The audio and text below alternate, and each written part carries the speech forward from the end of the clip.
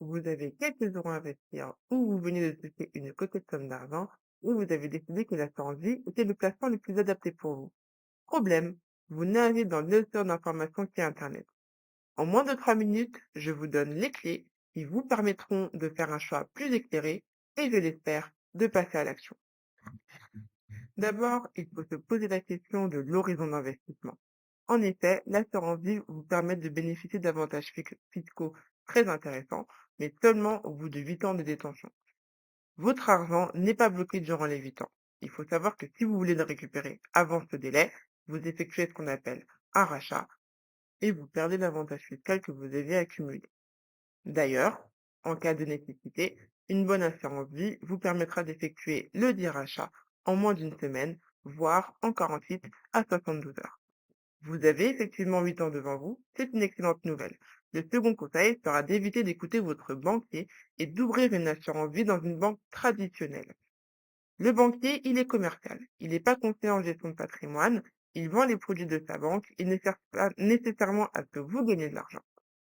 Le troisième point expliquera très bien le deuxième. Ce n'est pas tant le banquier confie, ce sont les frais que la banque applique sur ses produits d'investissement et les produits de placement en général. Lorsque vous comparez les offres, évitez tous les contrats d'assurance vie qui vous parleront de frais d'entrée, de frais de versement ou encore de frais de sortie. Il faut au mieux choisir les contrats qui vous proposeront les frais de gestion les plus bas du marché. Tous ces critères sont très souvent réunis dans les contrats proposés par les courtiers en ligne que vous trouverez sur plusieurs sites qui comparent tous ces courtiers. Vous avez finalement repéré un contrat qui vous intéresse et vous vous posez la question de la gestion pilotée ou de la gestion libre.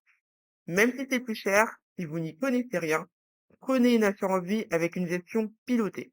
Une assurance vie vous permet d'investir sur un support sans risque qu'on appelle le fonds euro, mais vous avez également des supports plus risqués tels que les actions, les obligations ou l'immobilier qui pourront éventuellement venir booster votre performance, mais avec un risque de perte en capital.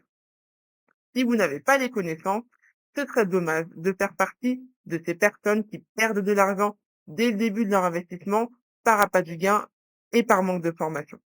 Enfin, n'oubliez pas que votre argent est garanti à hauteur de 70 000 € par la garantie des titres proposés par l'État. En gros, si votre assureur fait faillite, tout votre capital jusqu'à 70 000 € est garanti et on vous rendra cet argent. Il peut donc être intéressant d'ouvrir plusieurs assurances vie chez différents courtiers si votre coquette somme est supérieure à 70 000 €.